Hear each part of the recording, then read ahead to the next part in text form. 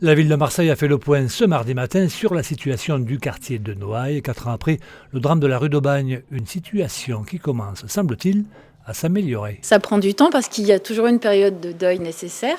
Il y a la période d'installation des nouveaux élus et toutes les nouvelles politiques à mettre en place.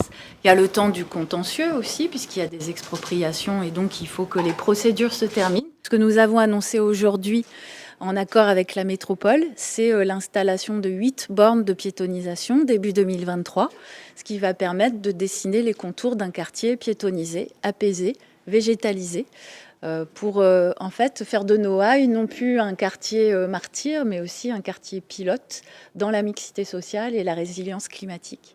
Donc le théâtre Masno, et je m'en félicite, ma collègue Mathilde Chaboch a signé tous les documents nécessaires pour la préemption par la ville du théâtre Masno. Noailles manque d'équipement public.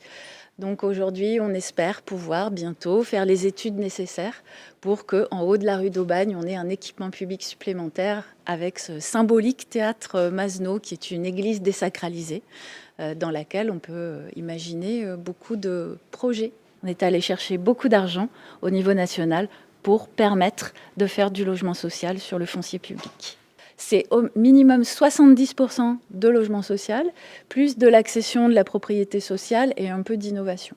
Sur le lieu de l'effondrement, nous y avons mis pour le moment un projet, l'idée d'un équipement public, et nous travaillerons avec les habitants le 20 novembre dans un forum pour dessiner des projets un peu plus concrets, c'est-à-dire qu'une fois qu'on a dit qu'on ne voulait pas y remettre un immeuble normal, basique, qu'il fallait ne pas oublier et en même temps faire revenir la vie avec les enfants sur une idée d'un équipement public. À partir de ces idées-là, si tout le monde continue à en être d'accord, on va essayer de dessiner un peu plus le projet. Le mémorial, il est déjà sur la place, donc effectivement, les familles sont d'accord pour qu'on ne sanctuarise pas ce lieu de l'effondrement.